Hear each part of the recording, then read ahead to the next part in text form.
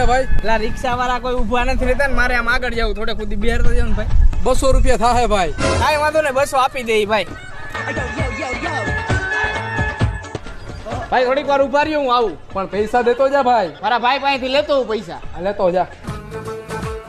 બોલો ને ભાઈ. પેલા 2 ચોકલેટના પેકેટ આપી દો ને, ડેરી મિલ્કના. ભાઈ હું લઈ જાઉં, મારો ભાઈ જો બેઠો ને એમડા આવીને પૈસા આપે હો.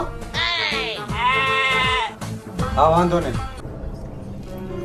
ભાઈ મારે ઘરે થોડું કામ એમ મહેમાન આવ્યા, ચોકલેટ દેવા જવાનું બરોબર. પણ પૈસા મારા ભાઈ પાસે લઈ લેજો, કઈ નહીં હો. હા વાંધો નહીં.